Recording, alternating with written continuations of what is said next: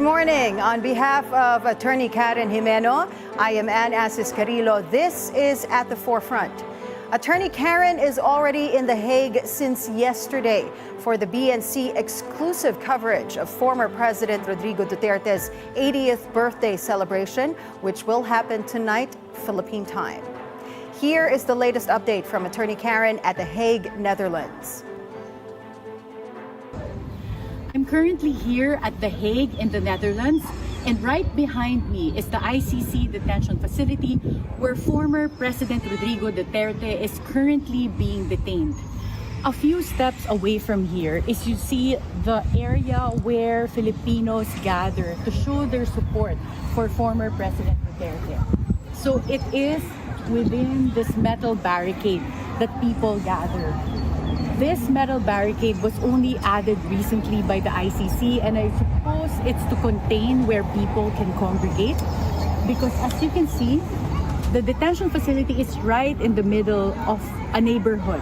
These are private residences, so you can just imagine the disturbance it can cause if there are large crowds and people make a lot of noise. This is the Pomp Station Weg where Filipinos are expected to gather today for a picnic to celebrate the 80th birthday of former President Rodrigo Duterte. And as you can see, it's not a big space, so the challenge is to fit a lot of people here for a picnic with food. Because what I heard is that there would be around 500 to 700 people that are expected today. And a lot of people are going to be bringing food. Kanya-kanya daw silang nag-volunteer na magdala ng food. So this is really an organic gathering that was organized by people. And I met so many people that came from different parts of the world. Merong mga galing ng US, galing sa Malta, Italy, United Kingdom, and meron din mga galing sa Philippines who flew in here just to show their support and to celebrate the 80th birthday of former President Duterte. With some of our kababayan Filipinos here na nag-travel pa just to be here. Taga saan po kayo? We are based in Malta po. Malta. So nagbiyahe pa kayo? Opo. Hanggang kailan po kayo nandito? Hanggang tonight lang after the celebration. So talagang pumunta lang kayo para dun sa 80th birthday celebration? Yes po. Kayo po? And to support Duterte po. To show our support for our former president. Taga Malta rin po kayo? Opo. Lahat kayo? Wow! And ano po ang message nyo sa birthday ni Tatay Digong? So for me, good health lang po and take it easy po, Tatay, and laban lang po tayo mga Pilipino. Kayo po, meron ba kayong message para kay Tatay Digong? Sa akin, makauwi siya as soon as possible. Yan lang po. Kayo po, ma'am? Para sa akin, I've always been praying na sana maging madali para sa kanya ang lahat ng nangyayari, same with his family and of course to all the Filipinos, and sana din makauwi na siya the soonest. Maraming salamat po. Enjoy the celebration. Thank you. Thank you. Now for the latest news on FPRRD's 80th birthday celebration, watch out for Attorney Karen's reports straight from The Hague, only here on BNC, the Bilyonaryo news channel. On another note, I am very privileged to share with you a very casual and very intimate interview that I had with an extremely talented musician and the woman behind the documentary of the most iconic band of the 90s. This is the At the Forefront story of Eraserheads frontman Ely Buendia and his former life partner and present collaborator, Direk Diane Ventura. Thank you for your time. You know what? It's such an honor to be doing this interview right now. You know, sitting in front of Diane and you, Ely. You know, I was telling you off the air kanina na I grew up listening to your music. Thank you. Inipon ko yung allowance ko nung high school ako. Third year high school, I remember. Inipon ko yung allowance ko for a couple of weeks para mabili ko yung cassette tape. Yeah, sana natago mo pa. Natago ko, yes. Sana nga dinala ko ngayon para ma-autograph it. But anyway, can you share with us maybe some stories, some recollections kung paano kayo nagsimula, yung mga college days niyo sa UP Diliman? Back in the day, of course, UP was known as parang melting pot for all kinds of characters, and I was one of those characters. I took up film, and but I was passionate about forming a band early on pa. And you'd think there was a lot of choices there in UP. Kasi nga, there's a College of Music there. But those students were serious talaga. They were into serious. Pero when you're talking about rock and roll, medyo slim pickings talaga.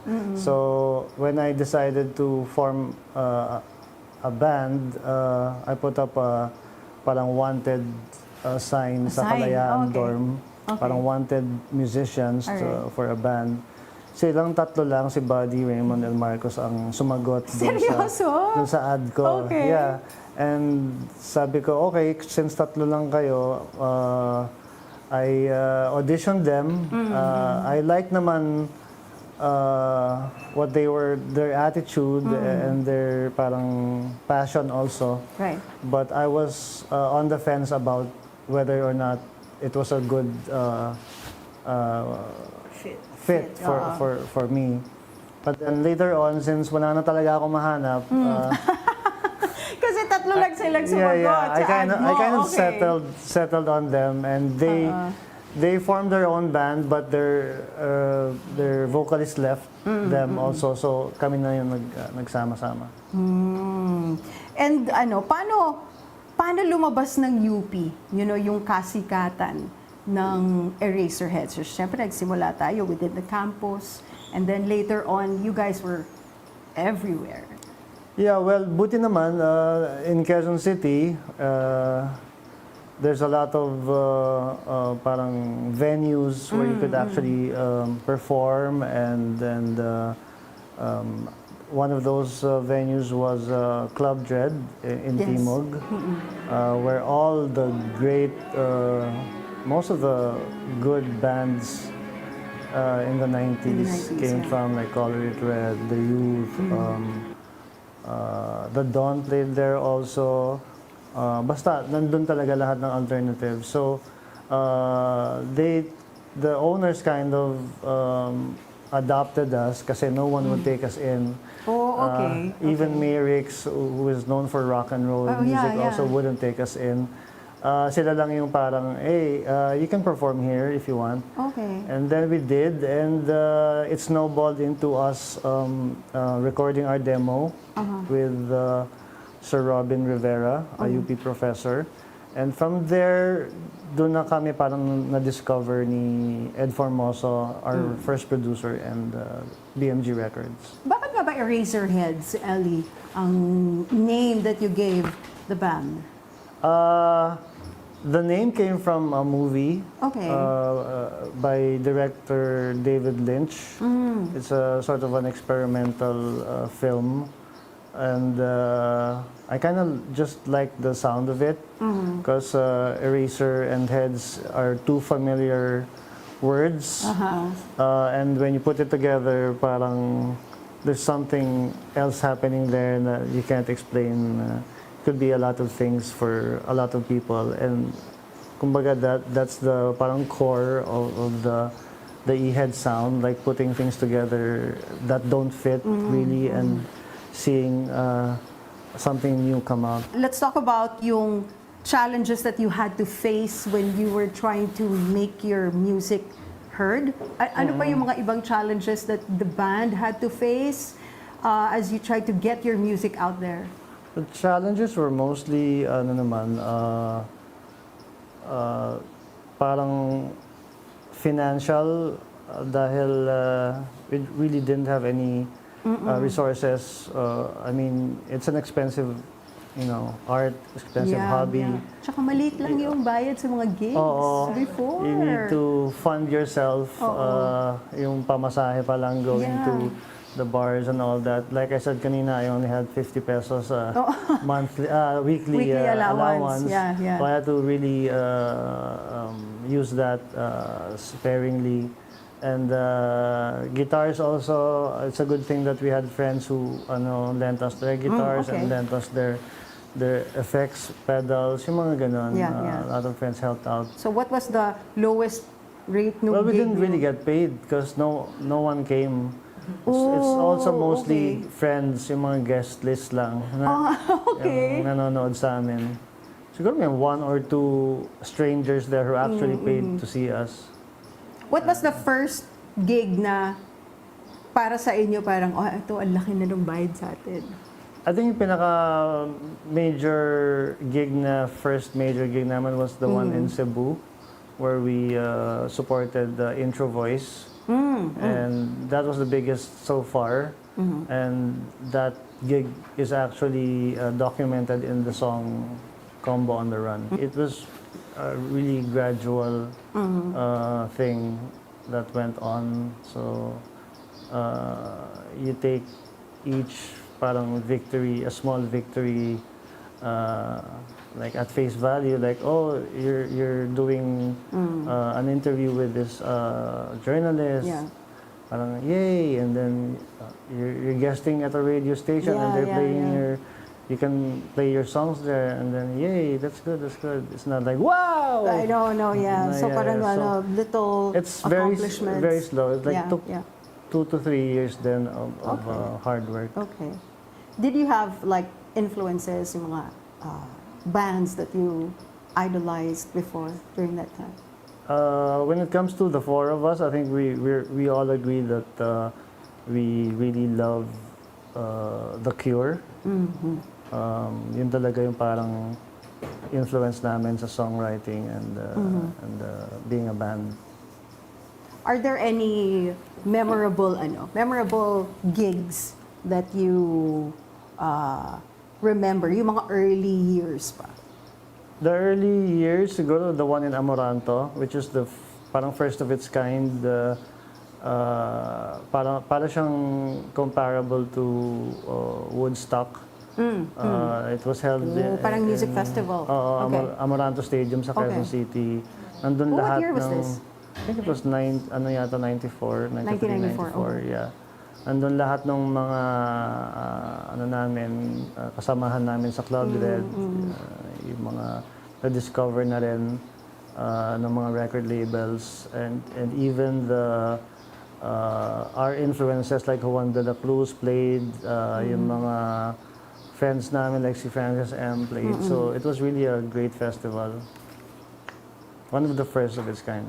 So let's talk about your songs, Eraserheads songs. What are your favorites?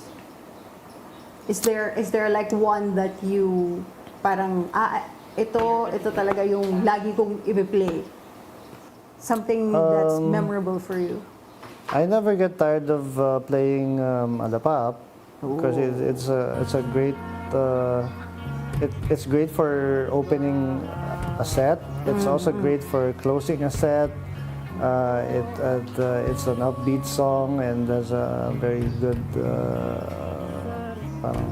theme and a good melody. Hindi lang siya opening and closing, pwede rin siya sa gitna. Oh my God, it's just a great beat. How about you, Diane? My favorite song of theirs, can I copy his answer? No, Alapap. I also like Andalusian Dog. I like Combo on the Run. Kama Supra also. But first and foremost, gusto ko malaman, paano kayo nagkakilala? Actually, I come from a super conservative family in school, so we were not so exposed to pop culture or anything. It was just really church and studies. Oh, okay. So I was dragged by one of my friends to one of their concerts, and somehow she convinced me to come. And then, were you a big E-Heads fan? I didn't. I mean, I've heard of them, but I like I said, like it was such an insular community na parang I didn't really. Parang I knew their songs and I knew, but like I really didn't know. I remember the first time I met Ely, he was asking me if I wanted to meet the rest of the band members, and he was like asking, "Oh, who of them do you want to meet?" That's parang I just said any because I didn't know their names. But I was so young. I was like really very young. I was in high school. So. And then my friend was like, I think my friend had a crush on him or something, and she was like saying, introduce me, because they know na medyo makapal yung mukha ko. So I was like, okay, sige. So I was like, hi, I knew him, I knew of him, so I was like, hi Ely, like I'm Diane, these are my friends. Okay. So that's how it started. And you were supposed to do a matchmaking thing to your friend and Ely, and then you ended up na kayo. How did that love story start?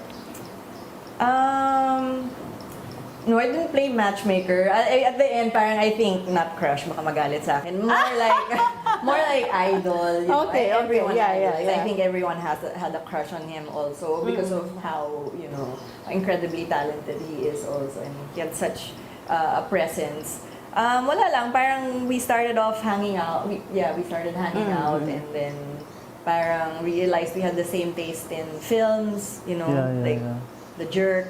Yung film talaga. I think film really was what Brought you that. Parang common interest. Yes, common interest. Yung Eraserheads, yung mga kanta minsan about pagre-rebelde, diba? Meron ba kayong mga kwentong pagre-rebelde? I guess by that time na nag-college kami, parang we all agreed na medyo the education was not our main priority na. Okay. I'm not endorsing, not going to school, but Of course. very important. But yung sa amin kasi parang feeling namin the world out there was waiting for us na. Right, And we couldn't spend 4 more years to study books and all that and go to classrooms. Parang So ito na yung time we were in a na rush to busy na kayo. we really prioritized the band at that time. So in a way we were rebelling against the parang the normal way of going through life. Yeah. Were you able to graduate though? Yun nga, no. Was there a story or an experience na the public does not know about that you included in the Was there something a story or an experience or a moment na about the Eraserheads or na nangyari with the group that people don't really know about, and then you included it in that movie? Ely, recall. Something that you never, the film. that was never talked about publicly. Well, this is a cliche, and I'm not proud of it because I think it's really stupid. It's the cliche of rock stars trashing their hotels. Did you? We actually did that in San Francisco. Okay. Because we were, intoxicated. Okay, and it's in the film.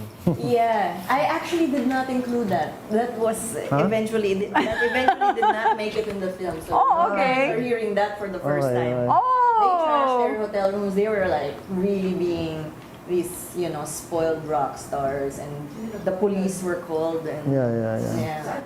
Whoa, But it in was, San Francisco?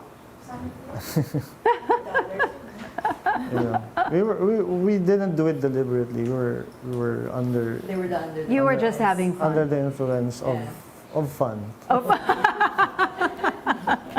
Doon sa pagsulat ng songs, how did you balance yung, putting your own creative inputs there without succumbing to the pressure ng recording label, maybe telling you na, galang, ganito yung sound ng music natin? Yeah, at first it was really easy kasi people are just waiting for you to write or hey, what's your next move, yung ganun. I think for the first 3 albums it was like that. We were very free, do whatever we wanted. But then you can't avoid as time goes on na meron ng outside forces na who want to maintain the status quo. How are you pressured by these outside forces? Were they dictating like how your music should sound, or ganito ba dapat yung lyrics, or? Yeah, basically you said that. Okay. You said it. Why don't you make something that's similar to Parico or similar to El Bimbo? Yung tipong ganon. Okay, Even the instrumentation, like why are you using synthesizers now or doing loops, diba?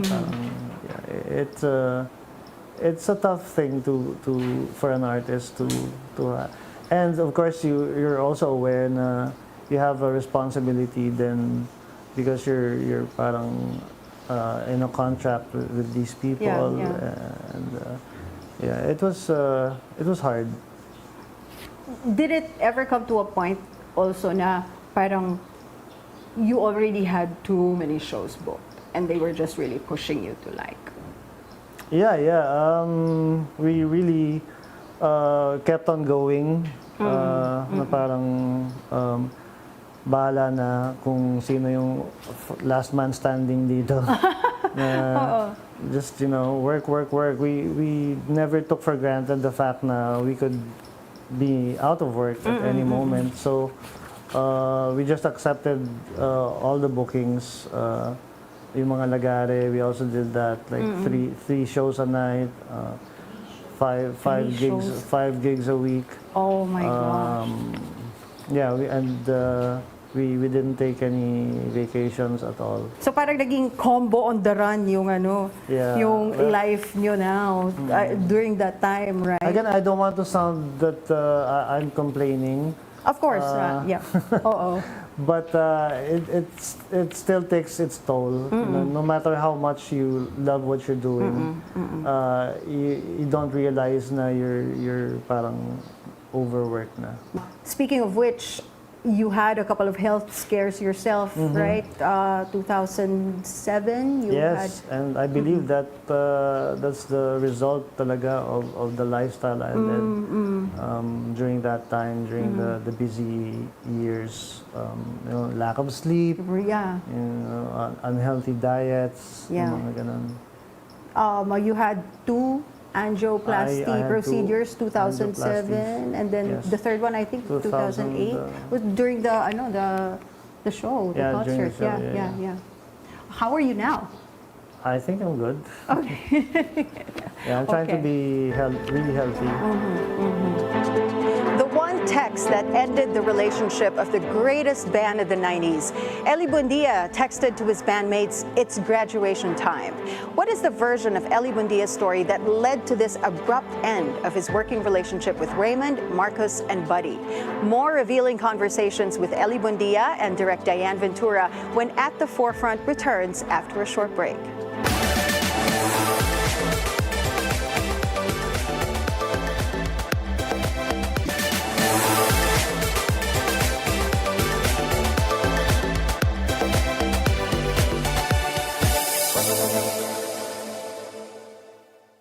Let's go back to that time na the band broke up. That one text message that you sent, it's graduation time. I believe. Did the other guys see that coming? That you were I believe no. leaving? Maybe one of them had parang suspicion that it was coming. Like I think Raymond knew that it was coming. Because he's sensitive to everything that's going on around him. But the other guys, I think, were oblivious to what I was going through. okay. Yeah. did anything happen ba that brought about you leaving the band? Was there like a big fight or misunderstanding? I think it was a combination of a lot of things. Okay. And then there was just one incident where they had like a misunderstanding, pero parang it was just the straw that broke the camel's back, so to speak. Pero again, it was, I mean, I knew him back then and I knew his thoughts. So it was leading there, pero yun nga, parang as in any relationship, like you don't know when, 'di ba, away kayo ng away, pero there's just this one fight na parang Parang you give yun yung up. breaking point Oh, yun na, yung breaking point. yeah, But it yeah. doesn't mean it was that fight that caused the breakup. It was Right. an accumulation of all the things that came before You're right. that weren't talked about. Right. Say, di ba, they come from that generation, they don't talk about things. That accumulates until you get to a point where you can't even stand to be in the same room as everyone else, Yeah. And Yeah. it's sad, but nobody teaches us the tools to really address things, di ba? Yes. We just sweep things under the rug. Let's not talk about it, Yeah. forget it. But it's there. But during that time, how did you support Ellie? I have to admit, like, I was incredibly immature. I was much. She was younger than me, so Oh, okay, she was okay. more ill-equipped. I was even more ill-equipped. Okay, I was also. She was also dealing with a lot of stuff, I was also dealing with like adolescence. on top. So it was just too overwhelming for me to process things, and I think I acted out. I wasn't a good influence. I was, I was contributing to my own self-sabotage, So hindi naging helpful yung presence ko. I can totally admit that. Pero yun nga, those things don't come until after a lot of years, until after a lot of experiences and a lot of reflection. So yeah, it's just sad that way. How young were you during that time, if you don't mind my answer? Around 16. Ang bata nga, yeah. Ill-equipped nga. Oo, hirap talaga, if you're going through all those experiences. But then, you have been with Ely during that time, and then you've worked with him as well.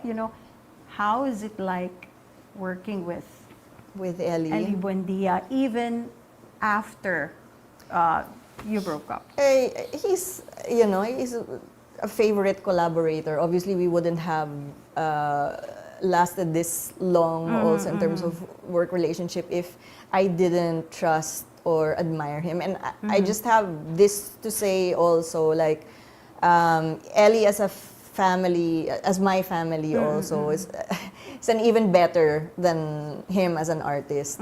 So I think he's a really good person. So that sort of really helps with things, I mean, he has served as a good guidance also for me. I wouldn't have my career, like the trajectory of my career wouldn't have happened if, he hadn't been there to support also and to, Ang ganda nga ng dynamics niyo di ba? Kasi even after all the experiences, you've been together and now you're not together, but you still work together. It really shows, that you have, aside from maturity, you have that shared creative interests and mutual respect. The mutual respect is there.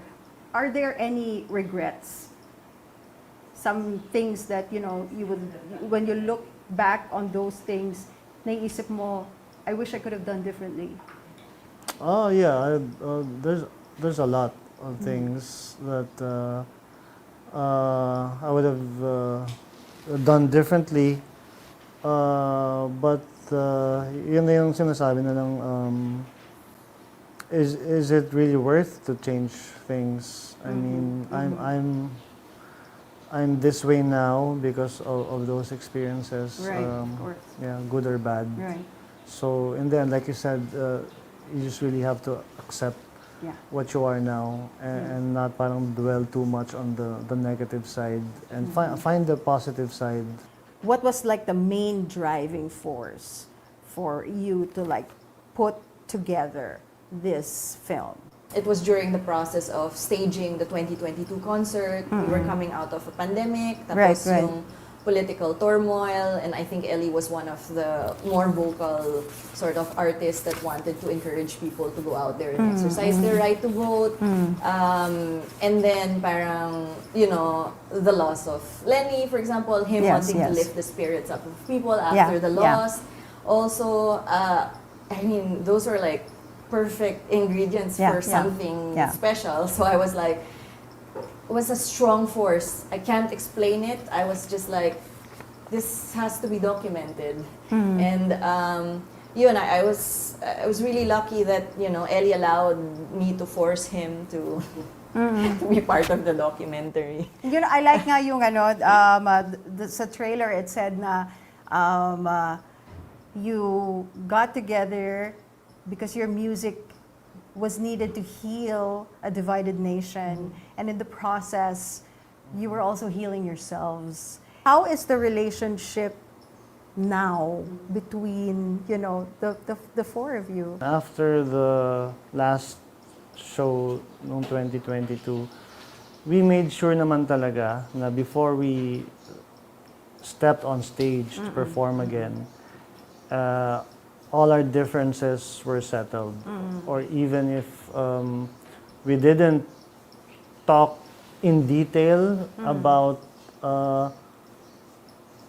everything that was unsaid before, at least we would agree that we should approach the show in honor of the band's legacy and in honor of the fans. So, yun pa lang, parang at least meron na kaming agreement. Hindi gaya nung dati na may kanya-kanyang agenda. There was really a goal to make this as special as possible for the fans. Is there any like a story or a moment na naalala mo na, you know, you had a crazy good time with the guys? Oh, a lot. There's I mean, I'm often being seen as the one who always complains a lot about my time in the Eraserheads, but for the most part, it was really one of the best times of my life. It was really fun, and I'm really grateful to be in that band. When you were, you know, putting together everything for Combo on the Run, for the documentary, naapektuhan ba yung, kasi of course you have a personal history with Ely, so did it kind of like affect how the film was made, or siya purely professional now? I think it was a mixture of both. Like I had to balance things because at the end of the day, you know, I was here to serve the story and their story, their legacy.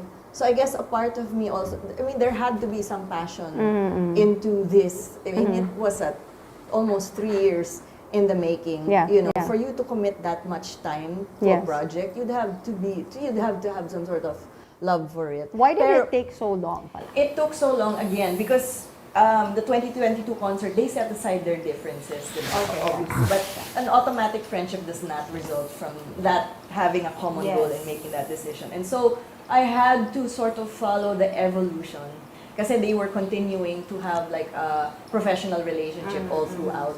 So in the process then, para just for it to be more complete and comprehensive, parang I had to follow the development of that connection between them. Or were there times na they remembered a certain memory or a certain event, tas iba-iba yung versions nila of that story? I think hindi yung version, pero more of the perspective. The whole time kasi, I mean, I've only been working with Ely after they broke up. So, I've only been hearing his side.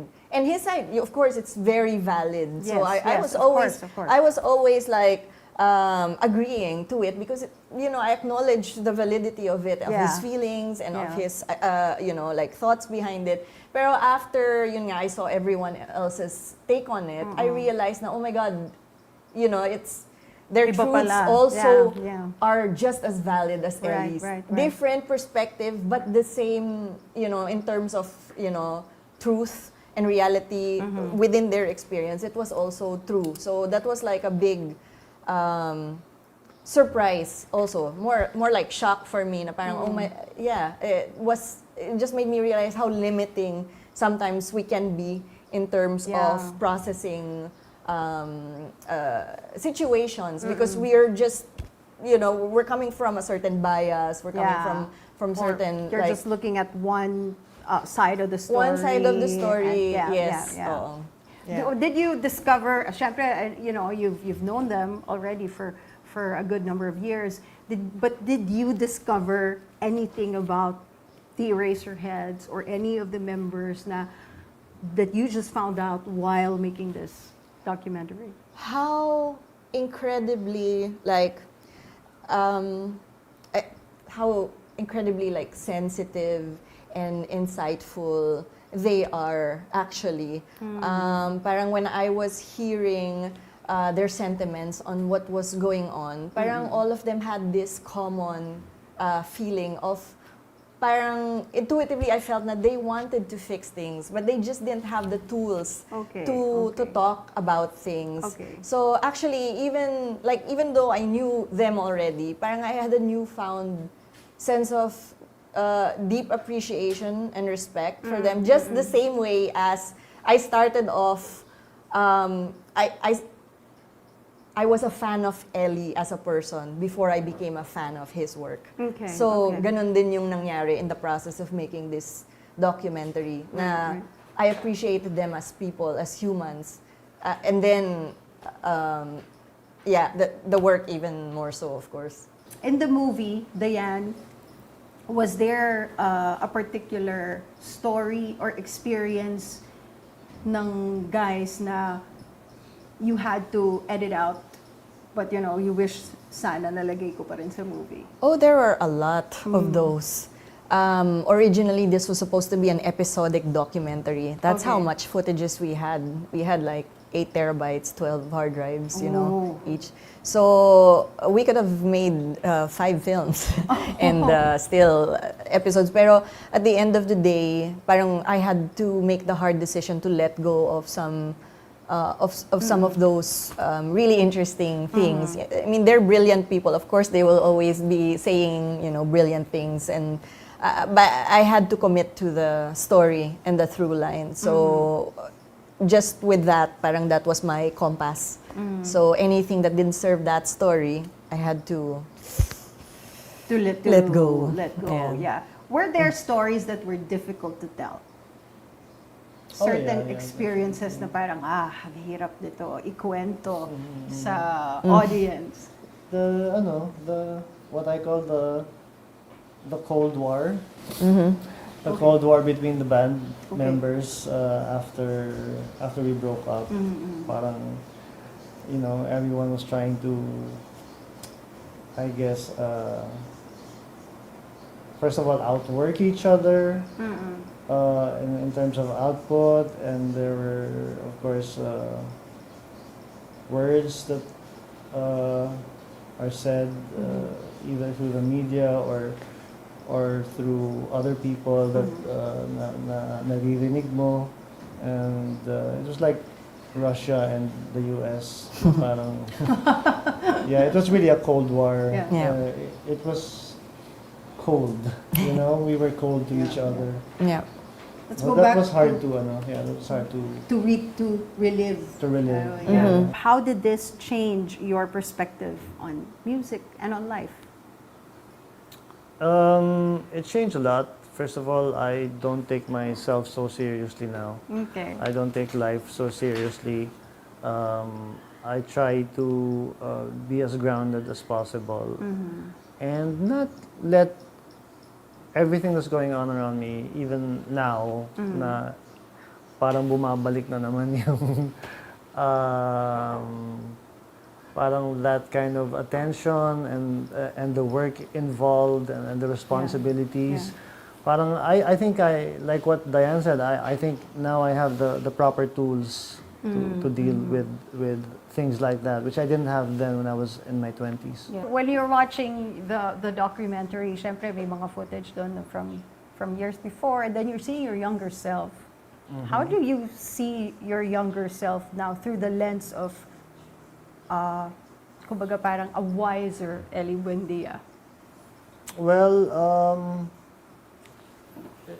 I mean, I think it's adorable that those guys were really super gung-ho about everything. Like, you can see how excited they are of what they were going through, and you know, who could blame them? I'm just looking at it na parang you guys deserve that, you know.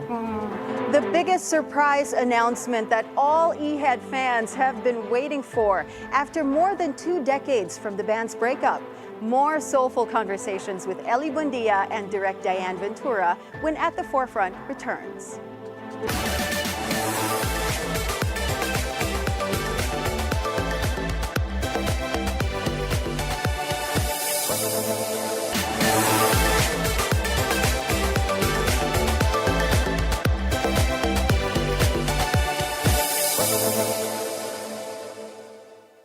If you could, go back and talk to your younger self, anong sasabihin mo sa kanya? Save your money.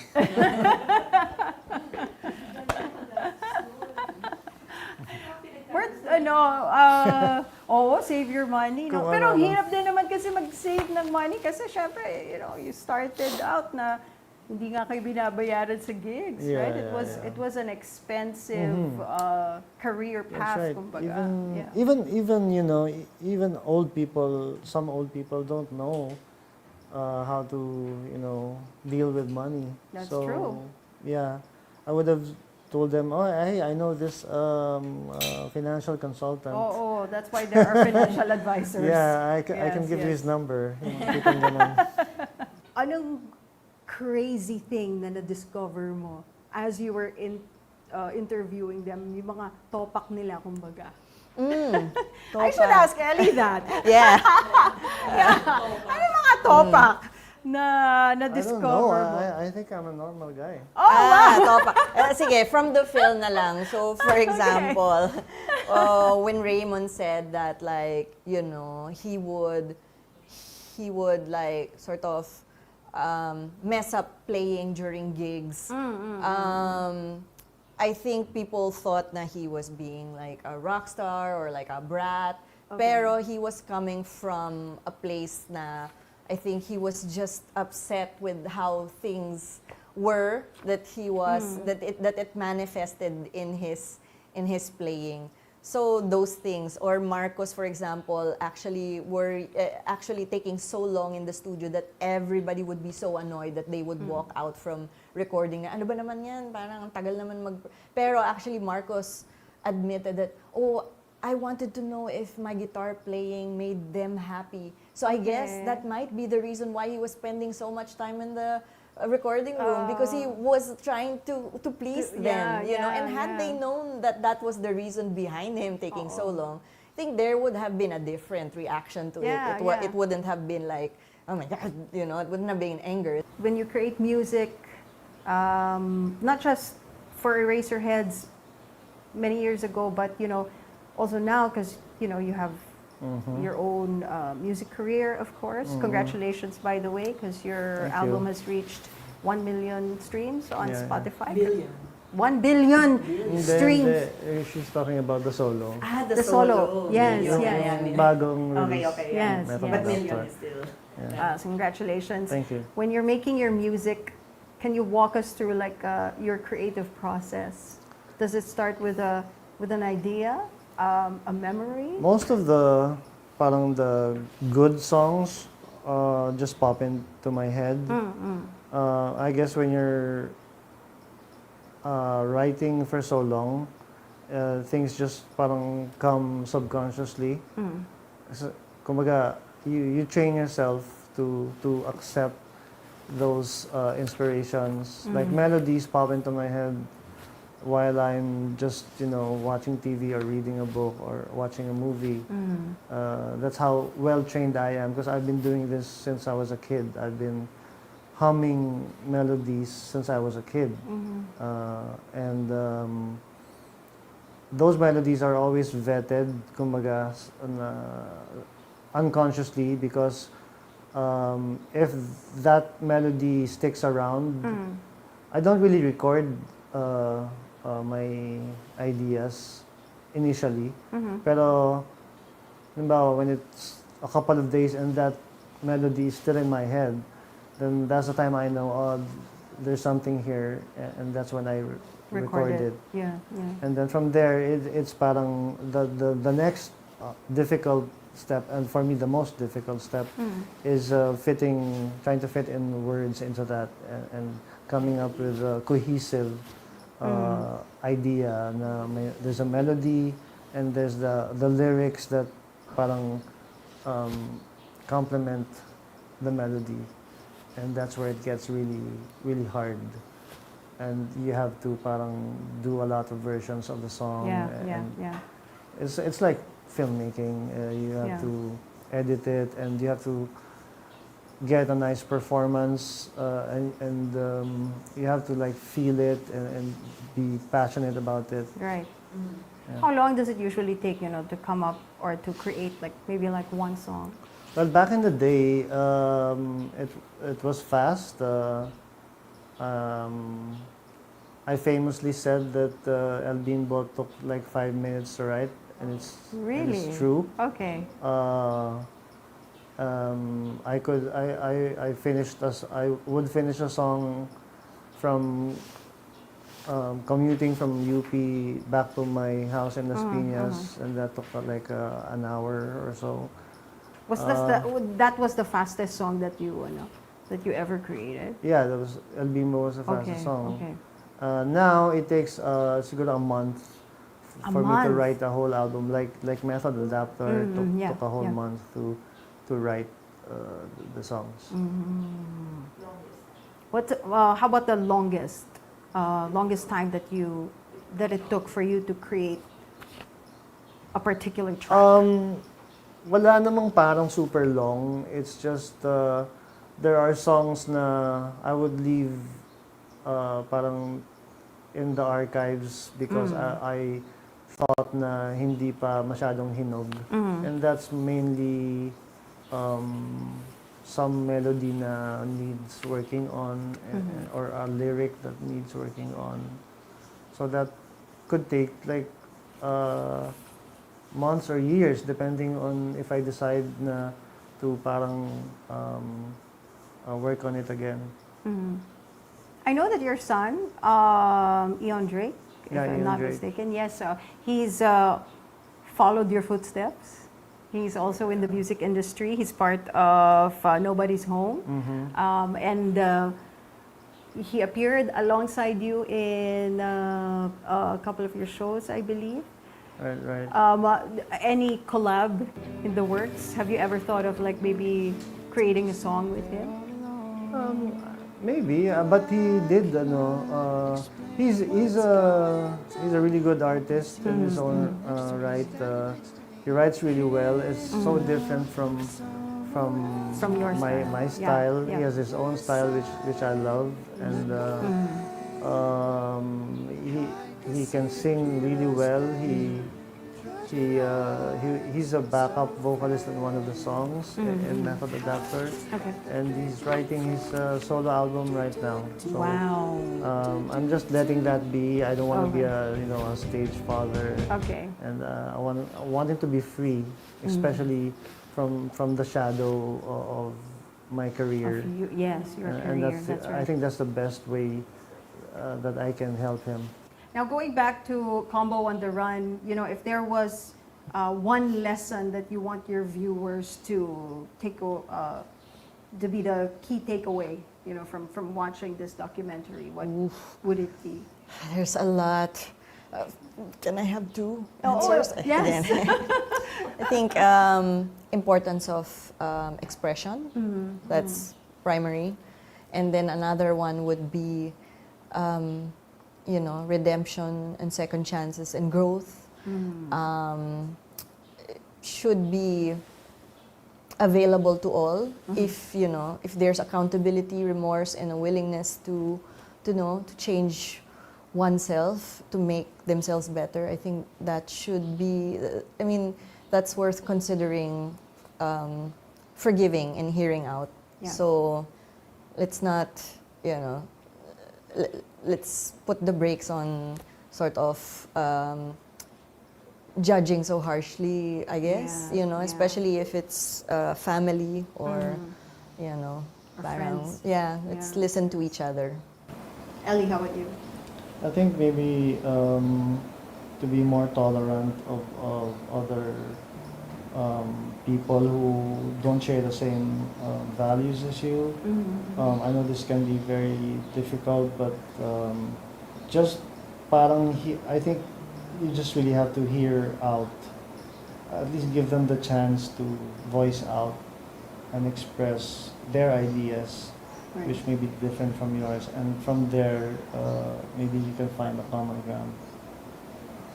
What's next for Combo on the Run? Do you have anything planned after this? Tours? We're planning a tour for the guys. I think we're going to continue sa Europe. As with the film, we're waiting for how hoping it for an turns out. extension. Huh? Yeah, If extension. there is a demand, that could be something that could be discussed. Yeah. So hopefully, people watch it, appreciate it, and tell everyone about it, so that we have a chance to be shown, longer. So much for your time. Thank you, Ely Buendia and Diane Ventura, ladies and gentlemen. Thank you. Ely and Diane announced that there will be no more Eraserheads reunions because they are back for good.